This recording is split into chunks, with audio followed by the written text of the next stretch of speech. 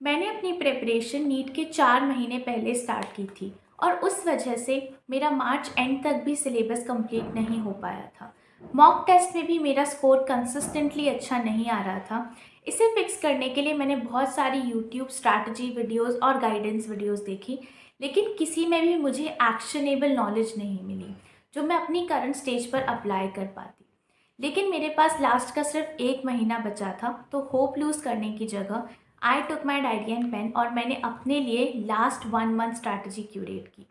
मैंने उस 1 month strategy को फॉलो किया and you know what, I secured 650 plus in NEET 2023 by following that strategy and I am currently a second year MBBS student. अगर आप भी इनमें से किसी भी चीज़ से रिलेट करते हैं और अगर आपका भी अभी मॉक में स्कोर 300, 400 या 500 में आ रहा है, तो ये strategy could be a life saver for you और ये आपके स्कोर को 650 प्लस तक बूस्ट कर सकता है। आपको सिर्फ इस वीडियो को एंड तक देखना है और किसी भी पॉइंट पर मिस आउट नहीं करना है।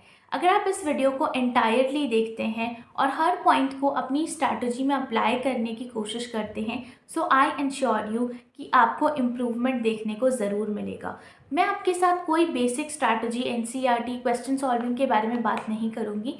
मैं एक्चुअल जेन्युइन पॉइंट्स के बारे में बात करने वाली हूँ जो आप अभी मिस आउट कर रहे हैं, जिसकी वजह से आपका स्कोर इम्प्रूव नहीं हो पा रहा है और जिनकी वजह से मेरा स्कोर नहीं इम्प्रूव हो पा रहा था।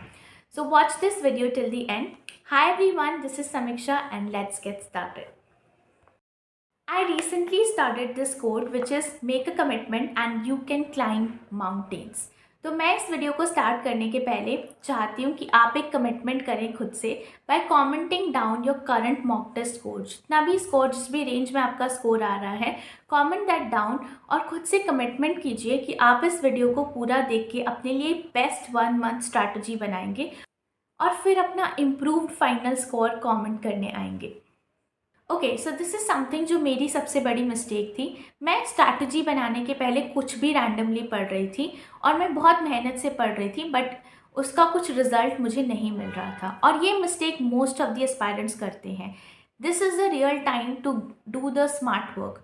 तो आपको अभी कुछ भी रैंडमली नहीं पढ़ना है, आपके पास एक स्ट्रैटेजी और एक प्लान होना चाहिए और आपको प्रायोरिटाइज करना है हाई यील्डिंग टॉपिक्स को, वो टॉपिक्स जो आपके एग्जाम में आने के चांसेस सबसे ज़्यादा हैं। आपने क्या करना है, take 3 sheets of paper, 3 sheets लीजिए और एक में फिजिक्स, केमिस्ट्री, बायोलॉजी लिखकर मेक श्योर कि आप तीनों के हाई यील्डिंग टॉपिक्स को लिख रहे हैं। 2 कॉलम्स बनाइए। पहले में लिखिए मोस्ट इंपॉर्टेंट चैप्टर्स और उसके अंदर सारे मोस्ट इंपॉर्टेंट चैप्टर्स को मेंशन कीजिए और दूसरे कॉलम में लिखिए मोस्ट इंपॉर्टेंट टॉपिक्स और उसके अंदर सारे मोस्ट इंपॉर्टेंट टॉपिक्स को मेंशन कीजिए।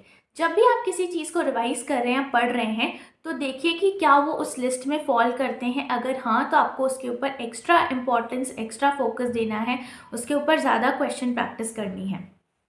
एंड अगर आपने उनमें से अभी तक कोई टॉपिक नहीं पढ़ा है या आपका वो टॉपिक स्ट्रॉन्ग नहीं है, तो आप उसको प्रायोरिटी दीजिए और सबसे पहले उन टॉपिक्स को कवर कीजिए। आपको इंस्टेंटली इम्प्रूवमेंट ऑफ मार्क्स दिखेगा। क्यों? क्योंकि ये टॉपिक्स आपके मॉक टेस्ट में बहुत फ्रीक्वेंटली आ रहे होंगे, लेकिन आपने कभी ध्यान ही नहीं दिया इसके ऊपर। तो हाई यील्डिंग टॉपिक्स को लिस्ट करके और उसे अपने वॉल पर चिपका के आपका काफ़ी बेनिफिट होगा। लास्ट में जब बहुत कम दिन बचते हैं एग्जाम में, तब इस लिस्ट का और भी ज़्यादा अच्छा यूज़ आप कर सकते हैं। वो मैं आने वाली वीडियोज़ में आपको बताऊँगी। फिलहाल के लिए आपको तीनों सब्जेक्ट्स के हाई यील्डिंग टॉपिक्स और इम्पॉर्टेंट चैप्टर्स को लिखकर वॉल पे लगा लेना है। Which you can do in order to improve it, to do a SWOT analysis. तो SWOT analysis basically means कि आपको अपनी strength, weaknesses, opportunities और threat को identify करना है।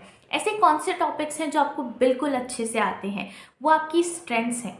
ऐसे टॉपिक्स जो आपने कभी छुए ही नहीं हैं, वो आपके थ्रेट्स हैं। ऐसे टॉपिक्स जिनको आपने अच्छे से प्रैक्टिस तो किया है लेकिन आप उनको फिर भी मास्टर नहीं कर पाए, वो आपके वीक टॉपिक्स हैं। और ऐसे टॉपिक्स जो आपने पढ़े हैं लेकिन उनमें आपकी मास्टरी नहीं है, यानी अभी इम्प्रूवमेंट का चांस है ताकि आप नीट लेवल तक पहुंच सकें, वो आपके लिए अपॉर्चुनिटीज़ हैं। सो मेक श्योर कि आप हर चैप्टर के अंदर या आपके जितने भी टॉपिक्स हैं उनको इन कैटेगरीज़ के अंदर डालिए।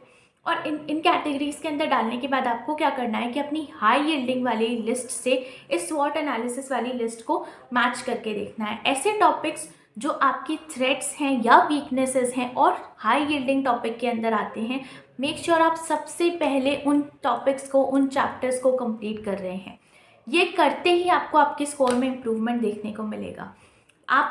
आपने अपने हाई यील्डिंग टॉपिक्स को थ्रेड बनाया हुआ है, दैट इज़ वाई आपका स्कोर स्टक हो गया है। एनालिसिस करने से आपको बहुत क्लैरिटी मिलेगी कि आपको कौन से टॉपिक को किस ऑर्डर में कंप्लीट करना है, किस ऑर्डर में रिवाइज करना है और किस ऑर्डर में प्रायोरिटाइज करना है।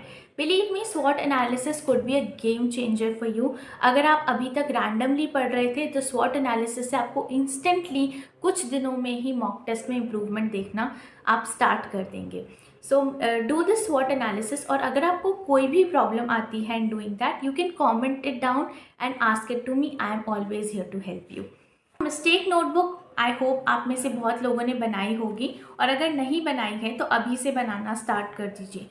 अब से आप जितने भी मॉक टेस्ट देंगे, चाहे वो पार्ट टेस्ट हो, फुल लेंथ टेस्ट हो, क्लास वाइज टेस्ट हो, कोई यूनिट टेस्ट हो या चैप्टर वाइज टेस्ट हो, किसी टॉपिक का टेस्ट हो, आपने कोई ऑनलाइन क्वेश्चन सॉल्व किए हैं, किसी भी तरह के क्वेश्चंस जो आपने सॉल्व किए हैं टेस्ट फॉर्मेट में, मेक श्योर आप हर तरह की सिली मिस्टेक्स को या हर तरह के कंसेप्चुअल मिस्टेक्स को उस मिस्टेक नोटबुक में मेंशन कर रहे हैं और फिर उनके राइट आंसर्स भी लिख रहे हैं।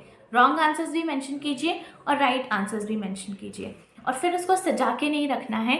मेक श्योर आप रोज़ सुबह first thing in the morning उस मिस्टेक नोटबुक को रिवाइज कर रहे हैं। हम क्या करते हैं, हम गलती करके भूल जाते हैं और फिर वापस उससे याद करने की हमारी हैबिट ही नहीं होती है। ये आई थिंक बहुत लोगों के साथ होता है। तो मेक श्योर कि आप उस मिस्टेक नोटबुक को एक रूटीन रिवीजन कर रहे हैं उसका। So first thing in the morning do that mistake copy का रिवीजन, और उसके साथ एक और कॉपी बनाइए, या मिस्टेक कॉपी में ही आप इसको क्लब कर सकते हैं।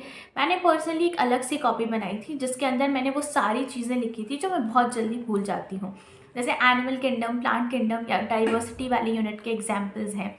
फ्लूइड मैकेनिक्स के कुछ फार्मूलाज मैं बहुत आसानी से भूल जाती हूँ। ऑर्गेनिक के कुछ नेम रिएक्शंस और रिएजेंट्स मैं भूल जाती थी।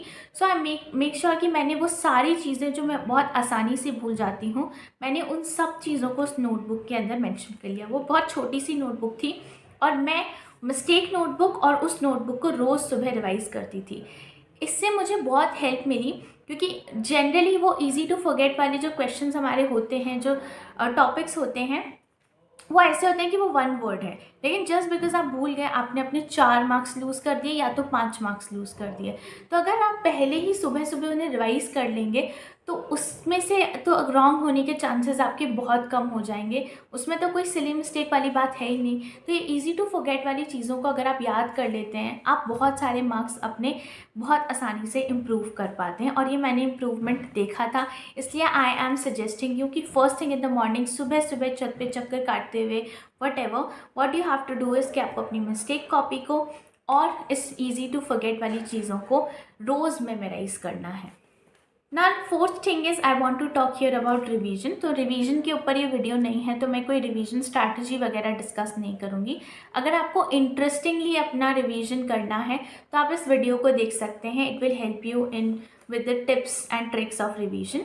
मैं यहाँ पे कुछ चीज़ें मेंशन करना चाहती हूँ। नंबर 1, आपको अपने सारे सब्जेक्ट्स फिजिक्स, केमिस्ट्री, बायोलॉजी को रोज़ रिवाइज करना है। ऐसा नहीं कि मैंने आज फिजिक्स किया फिर कल सिर्फ केमिस्ट्री, परसों सिर्फ बायोलॉजी, ऐसा मत करना, क्योंकि कुछ टॉपिक्स जो हैं इन सभी सब्जेक्ट्स में बहुत इजी टू इवेपोरेट होते हैं।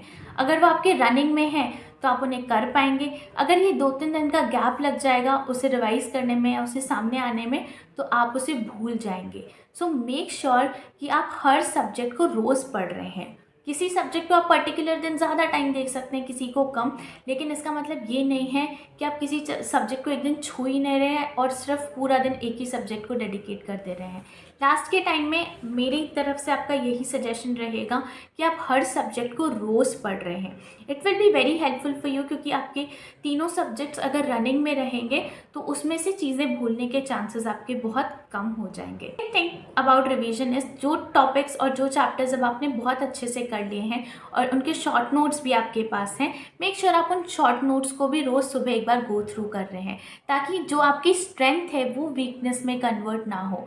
क्योंकि ये चीज़ हम बहुत भूल जाते हैं, मिस आउट कर देते हैं कि ठीक है ये तो अब मुझे आता है और अब मैं उसे नहीं छूँगा, या ठीक है अब मैं और टॉपिक्स के ऊपर फोकस करूँगा। लेकिन उसमें क्या होता है कि आप अपनी स्ट्रेंथ को ही वीकनेस में कन्वर्ट कर देते हैं।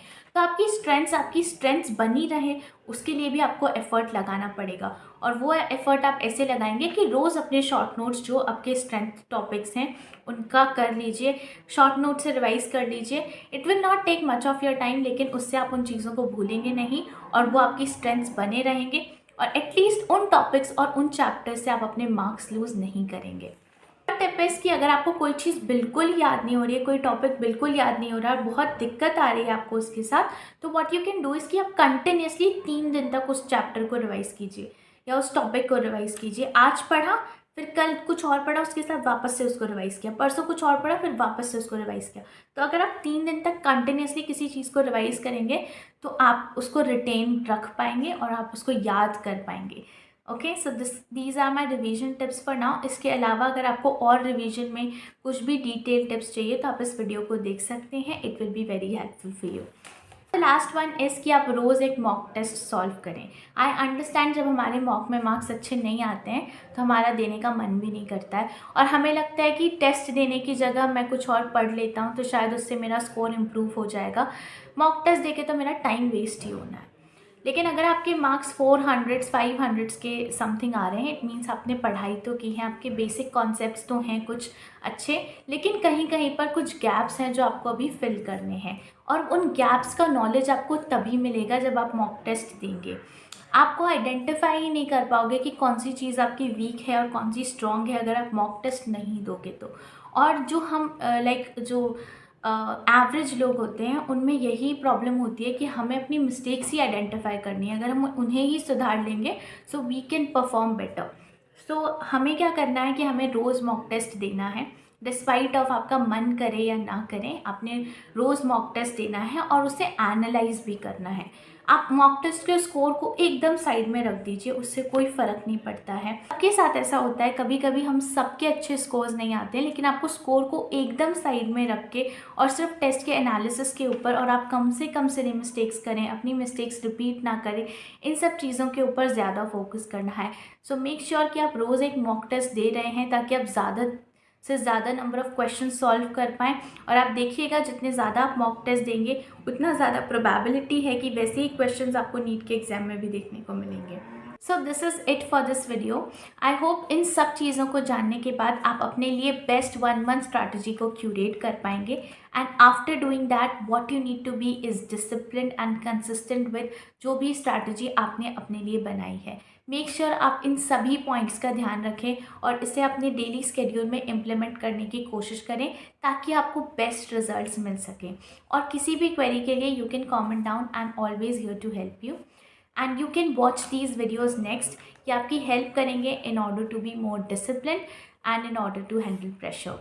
That is it for now. For more such videos, consider subscribing to the channel.